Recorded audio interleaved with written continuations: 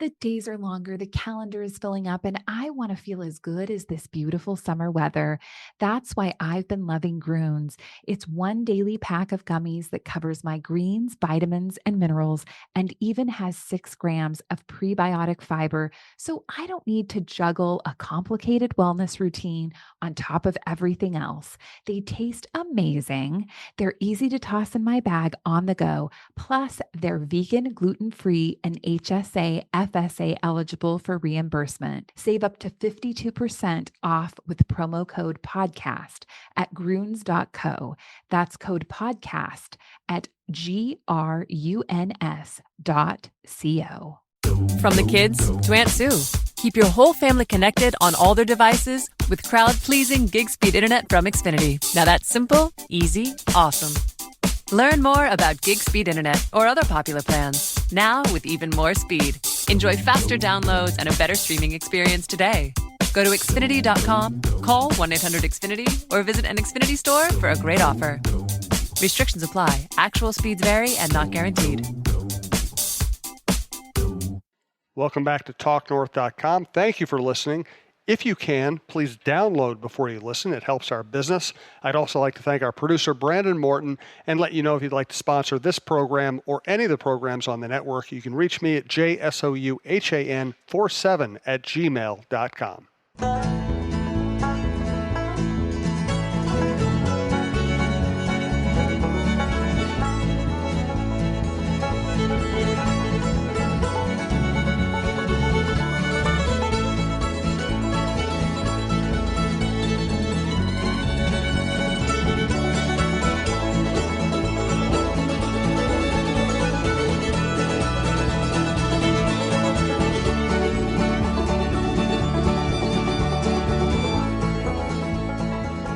Michael Russo is just off the plane. He has gotten home to his mansion with the moat and everything else. I think he got over the drawbridge. Now we're ready to do a show. This is the Russo-Souhan Show, also known as the Russo Hockey Show, also known as Michael Russo's Show, whatever you want to call it. This is our hockey show featuring Michael Russo on TalkNorth.com.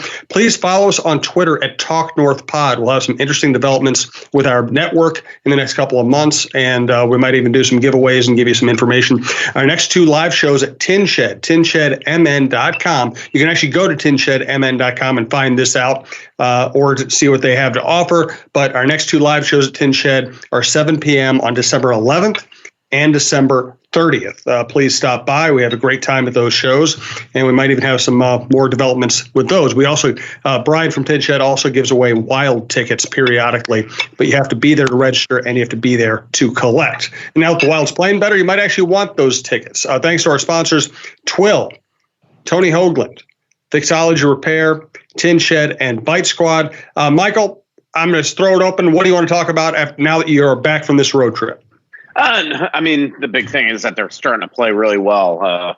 A couple. It's just amazing how many games the Wild have played really well in this year, and they just haven't won, either because they haven't finished or weren't able to score the goals. I mean, 4 come into mind right away, and that's the Dallas game where they're up 3-0 and they lose 6-3. It's the next game in St. Louis where I thought they played the Blues, and then obviously the first 2 games on this road trip where. That Boston game is as good as you can play in the toughest building maybe in the league right now. And to go in there and be up by 2 with 2 minutes left in the game and watch that disintegrate was tough. And then to have it pretty much happen again. Undisciplined penalties that cost them that game. And then you think of other games where they've just gotten some bad officiating too. The St. Louis home game where a really controversial goalie interference call. And then a 2-minute penalty on Boudreau because the referee was spiteful. The bad 5-minute major in San Jose that the league admitted should not have been a major. So you look at these games now and you think, all right, they're 6-2-4 this month, and that's all part of this stretch. And how good could they be if they didn't just blow that Dallas game? If they won those Blues games? If they came back in San Jose and didn't have what just happened on this road trip? And yet here they are. They're 3 points out of a playoff spot suddenly. Yeah, they're grouped with a ton of teams, but suddenly they're relevant again. Yeah, I mean, they're playing well. They're on a point streak. They've been playing well at home. The most interesting thing probably is the fact that now you have three goalies who are intriguing for one reason or another. Why don't you give us an update on where each of them stand right now? Well, the hope is that Devin Dubnyk can practice on Thanksgiving tomorrow. We'll go to practice to see if he's there. He's dealing with what they're hoping is not a serious health issue to somebody immediately in his family. And you just wish him all the best, regardless if he can practice Thursday. The reality is that he hasn't started since November 16th. So he's going to need some time to practice before not only can he start a game, but probably even back up. So Kähkönen will be here for a little more. Who knows if we'll see him again? The question is if Friday Boudreau comes back with Stalock, or does he give Kähkönen a home game? I mean, that might be something intriguing to do right now. The Wild played really well under him the other night. So we'll see. But he was really good last night against New Jersey. Gave up 2 goals. One shouldn't have counted, which we can talk about. After what looked like a little nerves at the very beginning of the game, he really settled in and played really well for the Wild. And then Stalock's been good for the most part, but the reality is that the Boston game, things died there late. And in the Rangers game, the overtime winner is probably one that can't go in. But for the most part, that Rangers game, he was absolutely awesome. So the team has played better there's no doubt under Stalock this year, had better outcomes under Stalock this year. And so when eventually Devin comes back, it'll be imperative that he figures out a way to get his game back on track here. Is Kähkönen considered a prospect? Yeah, definitely. I mean, 23 years old, 4th round pick. Had a really good start to last season. Made the All-Star game. Wound up not playing in the playoffs. I think just everything caught up to him. He's used to playing a European schedule, not a ton of games, and all of a sudden he's playing his first year of North American pro hockey. And really, I think that we saw at the end of the second half last year that he started to show some big time cracks. But he's gotten off to mostly a good start this year. A lot of wins at the time of his call up. I think he was 3rd or 4th in the American Hockey League in victories. Last year he had the league record for 6 shutouts, and he's very poised. I mean, typical Finn, quiet, impeccable English. It seems like a great dude. I know his family was really excited to see him yesterday. So he's absolutely a prospect. So that's the good news here, because as I've written and talked a lot about here is regardless of whether Devin was playing great or not great, he's getting in his 30s here. He's got 2 years left on his contract. Billy Guerin's going to have to come up with a succession plan to him. And so before you can come up with a succession plan, you need to know if guys like Robson and Kähkönen and Hunter Jones have the ability to be a goalie of the future. And all of a sudden, if you start to believe that they do have that ability, you don't then have to go out and acquire a top goalie in this league. And now you can actually focus some of your assets on acquiring other things. And so it was good to see him play well yesterday. I caution everybody to already start saying that this guy's the future yet. He's still got a long ways to go. He's going to wind up back in Iowa, no doubt. Remember Matt Hackett had an incredible start to his Wild career as well. Huge game in San Jose, huge game in LA, and he's long been out of the league by now. Yeah, very good point. Let's talk a little bit more about Dubnyk. We're also going to get to Twitter questions. Also want to thank our longtime producer, Brandon Morton. Also want to thank our longest running and most prominent sponsor, Twill in the Edina Galleria. Twill Edina on Instagram, Twill MN on the internet. Either place you will see photos and descriptions of beautiful clothes, but also just really good, durable, attractive stuff that you can wear on an everyday basis like I do. I'm here with my wife, Stacy. We went to Twill in the Edina Galleria the other day. We saw Scott Dayton, and I bought the nicest sport jacket I've ever owned, the most comfortable pants I've ever owned. They're Brax, a nice pair of loafers that I can wear to the ballpark. I think they're called Tracks. And I bought a bunch of Stenstrom short sleeve shirts to go with my Stenstrom nice dress shirts. And, I used to wear just disposable clothes. Now when I buy something, I buy it at Twill. I know it's going to last me the rest of my life, and it's going to be comfortable. And on top of that, it's not just the best stuff you've ever had, but it's really everyday things that you can wear and that will fit all occasions. Twill in the Edina Galleria, twillmn.com, Twill on Instagram. So let's assume that whatever's going on with Devin Dubnyk's family works out okay. We're certainly all hoping that is the case, and he comes back. What are the scenarios here? If Dubnyk started playing well, do you think that means you just stick with Dubnyk and hope to take some kind of a run at the 8th seed? Or if Dubnyk played well, would that mean you go, okay, now you have a trading asset? Well, I mean, he's got a no trade clause. I forgot that. So the big thing is, and as I've written, I mean, even though it's a 10-team no trade clause, you can make that, really impenetrable. There you go. The way it works with 10-team no trades with a skater is that you kind of pick and choose where you don't want to go. With a goalie, if you don't want to go somewhere, and you know that Montreal's got a bona fide number one, and you know that Tampa's got a bona fide number one, and you know that Colorado's pretty much got a bona fide number one, and St. Louis and Dallas and all these other teams, you just don't even have to worry about putting them on your list because you know that they can't trade you there anyway. So what it does is effectively turn your 10-team no trade into probably a 20-something team no trade. So it'd be very hard to trade for him. And then the other thing is, I mean, even though he's very affordable, real money only makes 3.5 this year and 2.5 next year. His cap hits 4.33. Not a lot of teams can just take that on right now, especially for an aging goalie that is struggling.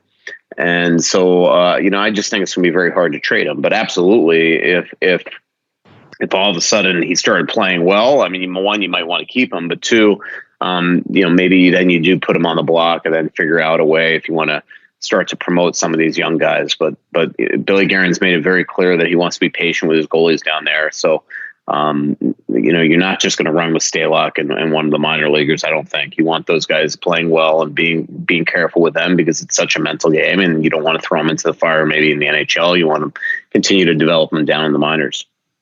What do you think the mentality or the mood of Boudreau and some of the veteran players is after a trip where they got results, but they could have had better results? Yeah, much better results. I mean, they could have gotten easily 6 points out of 6 on this trip, and they wound up getting 4 out of 6. But and luckily the points you lost, at least you gave it to Eastern Conference teams and not Western Conference teams, so didn't hurt yourself there. But I think a lot of it, I think it's twofold. I mean, they're happy with the way that they're playing for the most part, but the reality is they also know that they left points on the table, and the amount of points that the Wild have already left on the table, it's very likely that this is going to wind up costing them later in the year. But the good news is that they're 17 games into their 41-game road schedule. So with a real home heavy, second half of the season, it's something like after Christmas they have like 4 1-game trips in 7 weeks or something. And the way that they've played for the most part at home this year, suddenly this team could very much become relevant and fight for a playoff spot again. Yeah, I mean, that's the flip side of this horrible schedule is it's going to get better, no doubt about it. Any interesting travel moments? Not really. It was honestly so much work this trip. I barely saw New York or Boston, other than I had one meal in New York and Boston. I can't even remember if I went to dinner. I'm just working on so many different things at once right now that I just didn't do it. So when that happens, it doesn't lead to a lot of ability to have a real fun travel at all. Yeah, but usually you at least spill coffee on yourself or have somebody, Well, I did do that. I did spill coffee on myself. That's usually once a week. That's true. Let me ask you about Boudreau's overtime strategy and whether you're buying what he is selling at this point. Let us quickly thank Fixology Repair, fixologyrepair.com. Locate the big mothership shop in the Mall of America, 3rd floor by Nordstrom's, the new shop in St. Paul right near the Wild offices, and of course downtown in Minneapolis right above Crown Bank in the Skyway. Hi, this is John with Fixology Repair. For the better part of a decade, we've been privileged to serve you for all of your jewelry, watch, and smartphone repair needs at the Mall of America. Since Minnesotans largely hate going to the mall, we expanded 2 years ago to reach you in the Minneapolis Skyway. And now this year, we're pleased to announce we have a new location at Wells Fargo Place in the St. Paul Skyway. All 3 shops are equipped to help with your watch and cell phone repair needs on site, while all jewelry, computer, and game consoles will be completed at the Mall of America store. Please bring us your repair challenges, and don't forget to mention the Talk North podcast for a 10% discount on all of our services. So I know you guys asked Boudreau about his overtime strategy, and he said, I wanted to send a defensive-minded group out and then send offense out after that. Of course, he never got to the offensive group. What do you think of that? First of all, are you like running a dryer or something? Me? Yeah. I am not running a dryer. I am in my home office, and we do have, there are all kinds of weird things. Yeah. So I'm not running a dryer intentionally, but something might be running. Okay. I hear like a gust of wind. No, I'm not buying it. I think that I just don't like the strategy. If you're gonna go with no veterans, I just don't understand why you changed it away. I mean, he knew he screwed up when he put Parisi on the ice in Boston, and it bit him. And then the next night he throws Suter out there, and it bit him there. To me, you got to start overtime. I understand when he originally started going with 2D, it was because they were losing a lot of games, so he decided, all right, I'm going to defend first. But now what do you have to lose? You're losing every single game starting with 2D anyway. Start with 2 forwards. And then we saw the worst case scenario the other night in New York where he starts with 2D, one can't skate, and then Eriksson Ek gets kicked out of the circle, and you have to go with the defenseman to take the draw and Spurgeon. He loses a draw, Wild never get the puck and lose the game immediately. So to me, go start with 2 forwards. You either have Koivu take the draw and head to the bench, or Stahl take the draw and head to the bench if you win it. Which I don't know neither would be happy about. Or you just you start with a center like Eriksson Ek, but you have another forward like Fiala next to him with the Spurgeon. And to me, the only D in the overtime that should see the ice are Spurgeon and Hunt and Brodin and Dumba. To me, it's not that difficult. And then up front, only speed. And one guy I would use is Zuccarello still. To me, he hasn't shown me enough that he shouldn't be out there yet. I know that he's still not the greatest skater in the world, and probably Bruce is looking at him as one of those 30-year-old forwards. But the reality is he has 4 career overtime goals, and he is their best playmaker up front. So I would use him. But to me, the older guys can't play. This is too long, too many points that they throw away year after year after year because they're absolutely incompetent in overtime. And so, I know that he doesn't have a lot to work with, Bruce. This is not a fast team. It's an older team. There's not a lot of goal power and things like that. But to me, coaching is still an area on this where you can at least help it get better.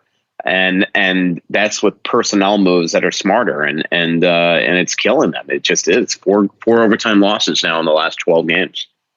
I kind of understood when Yo was indebted and to the organization for bringing in Suter and Parisi. Suter and Parisi were obviously big power brokers. They had the ear of the owner, and it was pretty obvious they were going to get to play pretty much when and where they wanted to play. It seems interesting to me that Boudreau, as kind of almost a lame duck, is still letting Suter have his way. Yeah, I will say Suter's played 3 or 4 less minutes a game than he has in years past, so they're definitely taking control of that. But this isn't. I don't think this is just Suter having his way. I think this is Boudreau still believing that Suter can get it done.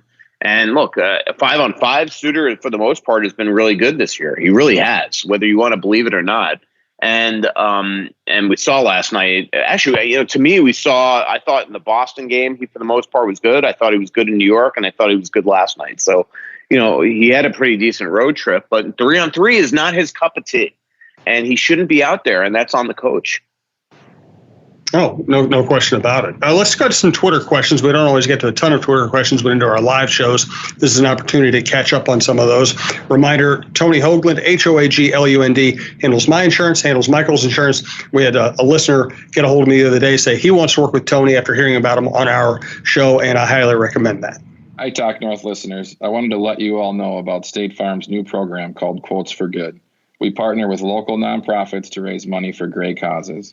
For the Russo-Souhan Show, I'll be donating $16 to the Jason and Carly Zucker Give 16 campaign that benefits the University of Minnesota Masonic Children's Hospital. When you call in, be sure to mention the show so that we can track the donations. You can reach us at 763-421-4900 or check out our website at champlinninsurance.com. From John Nutzman, a request for a little hockey 101. Not all faceoffs are won cleanly. What is the criteria the officials use when determining who won a faceoff? Pretty much full possession. Who eventually gets the puck, and you're right. They're not won cleanly. So if a puck is a 50-50 puck, and the winger or the defenseman get in there and help them secure possession, then the center will get credit for the faceoff win or the faceoff loss. I still remember Doug Riseborough asked him that question once, and he actually made me get down in a crouch and showed me how it's the guy crashing who is more important in a lot of cases. Unless you have a true face-off specialist, it's the guys crashing who really determine who wins the face-off. Yeah, no, I mean, how many times have we seen that? The Wild scored a perfect example. Actually, was Fiala on the goal by Parisi yesterday. Koivu wins it. It's a 50-50 puck. Fiala goes and digs it out, gets it to Suter, and next thing you know, 4 seconds later, it's a goal. And so a lot of times it's up to the winners to help out in those situations. From NH on Twitter, which player currently on the Wild would be the most likely to start a podcast after they are retired? Probably Stalock. He's the first one that comes to mind. Loves to talk. He's very funny. The Wild have mic'd him up on the bench a couple times. I remember one really funny one in Vegas last season, and he's got some chirps. I'd love to see like a Stalock Ryan Carter podcast. That'd be a really funny one.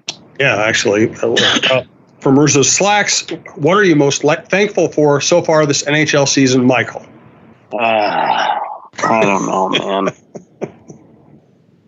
You can say pass. Pass. All right, pass. From J.R. Huber, big picture doomsday.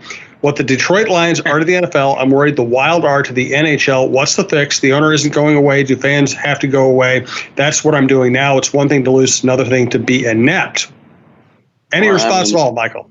They have a 7-game point streak. I wouldn't call them inept right now. I mean, I don't know how to answer that question. It's a new GM. I think anybody with eyes look at this and say that it's going to take a little time to build this team to where the other teams are in terms of young talent and things like that. But it's going to take some time. So I don't know what to say from that. I mean, they're getting Kaprizov coming. They're going to get if they don't make the playoffs this year, potentially a top pick in the draft. We'll see. It's a matter of just building this thing up. So. From Zach Raskovich, does the coaching staff run any special focus sessions on finishing high danger chances? I saw we were near the top of the league in scoring chances. Burying them would obviously help. Thanks. Great listen. Thank you, Zach. Yeah, I mean, that's player personnel. There's no focus groups. They did have their, I think his name is, I'm going to get it wrong, Jean-Paul Gonzalez, maybe. The guy that came to Val in training camp to talk to them, gave him the all-in poker chips and as kind of a motivational speaker. They met with them. He met with them in New York right before the morning skate against the Rangers the other day.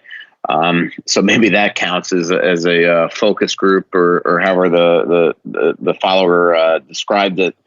But the players are who they are. I mean, this isn't on the coaches. They just don't have the personnel that finishes. The system is the system. And you're right. I mean, you're creating high danger chances. You're limiting high danger chances. Now it's up to the players to actually put the puck in the net. They've been doing it pretty well lately. And now it's just a matter of finishing, but you can't turn these, a leopard can't change its spots. You can't turn these players into all of a sudden a bunch of Patrick Laine's and Austin Matthews and Connor McDavid's and Leon Draisaitl's and players like that. Monty asked about 3-on-3 in the overtime. I think we already answered that. From Eric Vigo. What are the worst officiating gaffes you've ever reported on? What's yours, Jim? Well, I mean, Joe Mauer hits the ball, like 3 feet fair in Yankee Stadium, and it gets called foul. I mean, it just can't happen. It absolutely can't happen. And it's one of the many things that has kept the Twins from ever winning a game against the Yankees. Obviously, the Yankees have outplayed the Twins almost all the time, but there have been a couple of really weird calls that have also hurt the Twins. Yeah, the only ones that pop in my head right now is I remember we were in Vancouver one year. It was, I think, the year before Doug Riseborough was fired, and Pascal Dupuis shot a puck that crossed the goal line.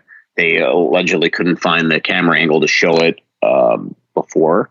They dropped the puck, and then all of a sudden they found it. And if you ask Tom Lynn and some of the people around the Wild, that team, I mean, they wound up missing the playoffs by a point. That was a huge lost point that game, and so that really hurts. I remember the Marty Jelena goal in Calgary that I was covering during the Stanley Cup Finals in 2004. He should have scored. He didn't. Tampa wins the game and goes back home and wins Game 7. That goal by Jelena would have probably won the series for Calgary and Calgary. Stuff like that. I mean, the one last night in New Jersey, it's just a bad mistake. I still don't understand how it's possible that the people that wrote the rule book somehow didn't get it right. But they did. It was just a bizarre circumstance. I mean, first of all, it's sort of two different rules. One, the fact that 4 officials missed the high stick to begin with is one thing that's pretty egregious. But then to have the 2 referees in concert with the Situation Room that probably wasn't full last night with a bunch of people that might have gotten this right. So maybe they were short staffed or whatever. But somehow they didn't really remember. It's like they were going off the original rule book when on October 1st they put out a clarification email on the rule. So it's almost like they were using the wrong rule book or something. But somehow, so there was, it was just a bizarre circumstance. So you have the original missed call, then you have them reviewing something that Brad Meyer says wasn't reviewable. And then he announces it wasn't reviewable when he was wrong to begin with, and then still gives the Wild a penalty. So my question is, how can you review something that's not reviewable and then give them a penalty for getting the review wrong? I mean, it's just so dumb. So I think that was a mistake. And then the trifecta was the fact that they screwed it up all to begin with. That was a high stick. That they put out a specific email on this exact circumstance, October 1st, and that's if you high stick a puck in the neutral zone, but it's played in the offensive zone, then that's where the stoppage is, and thus the coach's challenge should have been successful. So it was a hat trick of screw-ups yesterday, and luckily for the Wild, it didn't cost them the game, because I think Boudreau would have had a conniption fit, especially after some of the horrendous officiating that they've seen this year. I mean, that major in San Jose was absolutely mind-boggling. And then to me, still, I just don't understand the gripe that Graham Skeletor had with the Wild that one St. Louis game about a month ago. I'm going to get to as many Twitter questions as we can today. Thanks to everybody who's listened and made Talk North a success. Do want to thank Tinshed, tinshedmn.com. Basically, go to tinshedmn.com. They have coupons. You can see all their specials. Their buy one, get one free pizzas. Their kids eat free specials. They have a big game room. They also have big screen TVs. They have the NFL on all the time. They have college games on all the time. Great place to watch Gopher and Viking football over this weekend. And they have beer specials, everything. So, tinshedmn.com. And also remember, we have a deal with Bite Squad, bitesquad.com.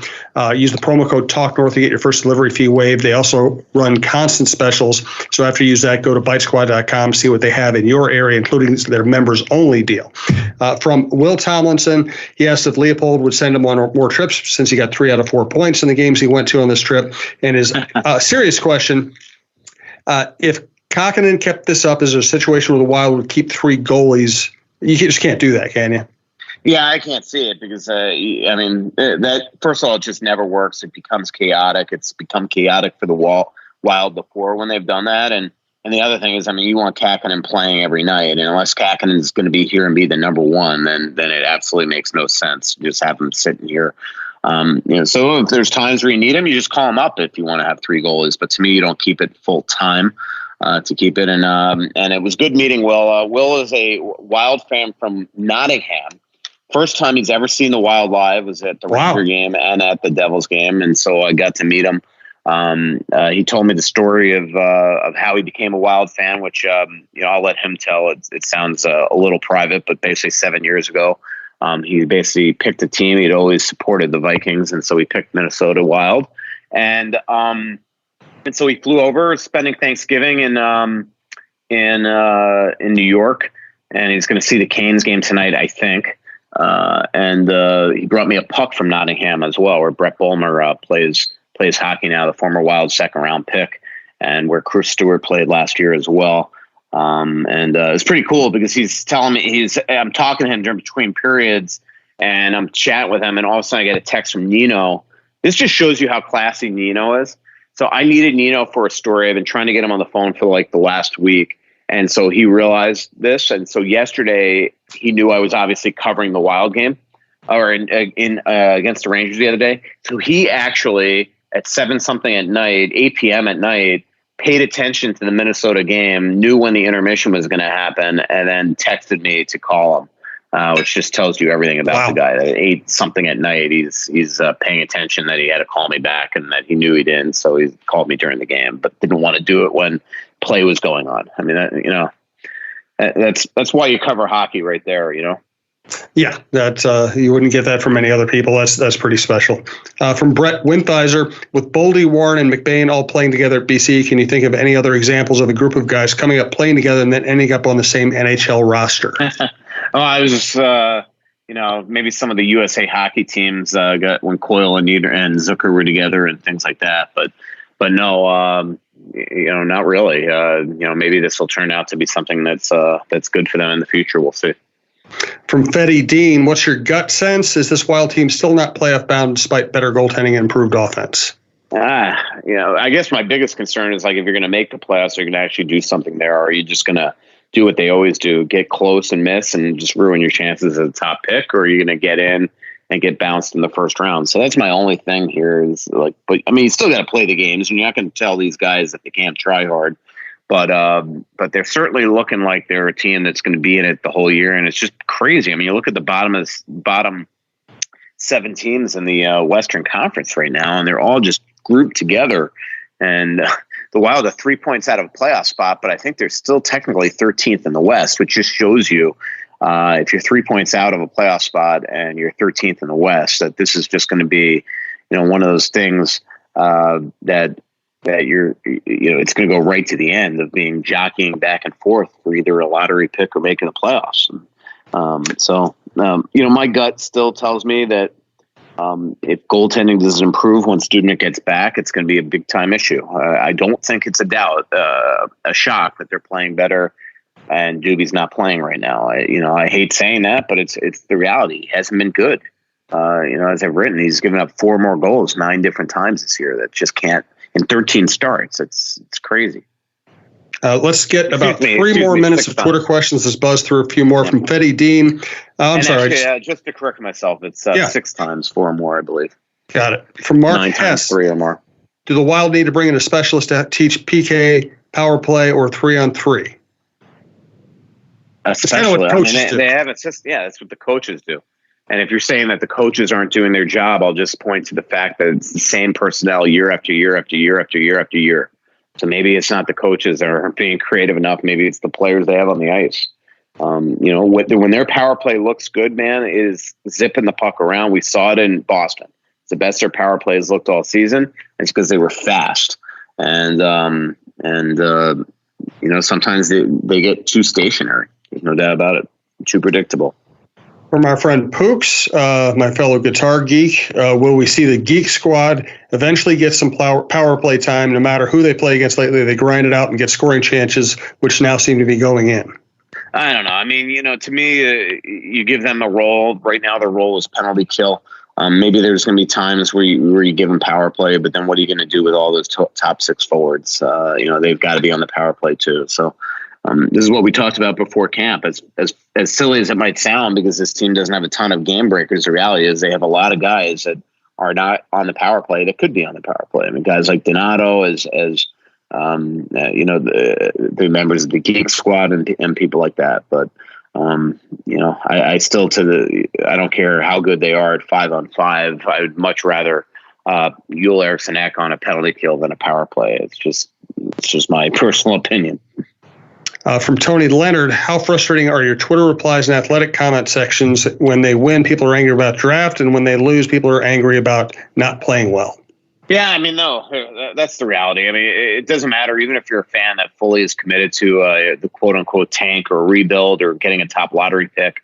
Usually you still want to be entertained and have fun, and winning brings that. And so I get it. So people are conflicted right now. There's no doubt about it. But right now there's a lot of negativity out there, just in our society, let alone my comment section, things like that. But you're right. I gave myself a self-imposed exile for about a week on my comment section. But I've returned to the masses in the last couple of days, and we'll see how long I'm still diving in there to take part in the community there. From Jake Hebrink, I hope I get that name right. How is Strum look? Is it Strum? Sturm. Sturm. Okay, he's flip-flopped the U and the R. That confused me. How has Sturm looked in Iowa, and how about Mayhew? Well, Mayhew's Mayhew. He always looks good. Sturm, I've heard good things. I haven't followed it completely closely. It hasn't been an issue for now. I am a little surprised that the Wild haven't carried a 13th forward. Just one is insurance, so what happened in Phoenix doesn't happen again. But two, to dangle a threat behind some of these forwards. So for instance, when Cunnin takes a stupid penalty in Boston, and when Hartman takes a stupid penalty in Rangers, that they know there's a chance that they're going to come out of the lineup. I don't think Nico should be the 13th forward, but I am surprised that they haven't brought somebody up in Iowa as on some of these road trips, just to have that little carrot behind some of these other players.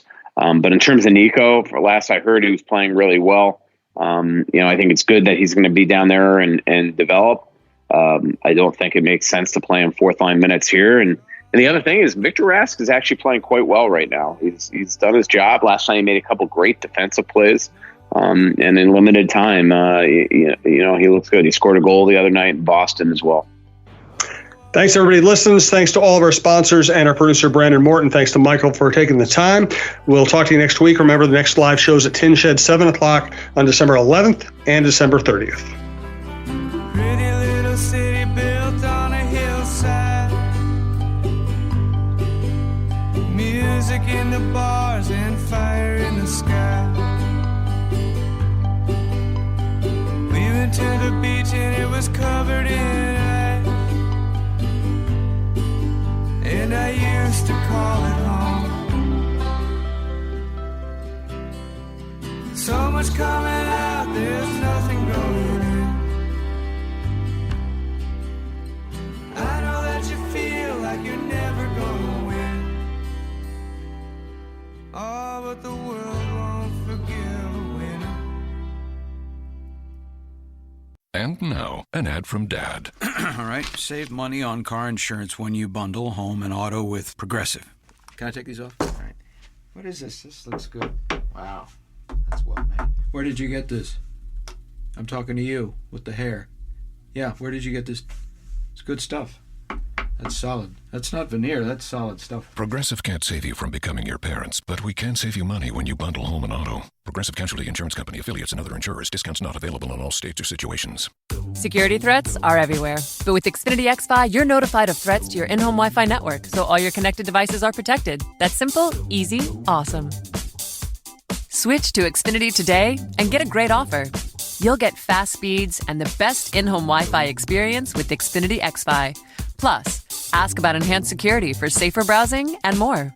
Go to Xfinity.com, call 1-800-XFINITY, or visit an Xfinity store to switch today. Restrictions apply.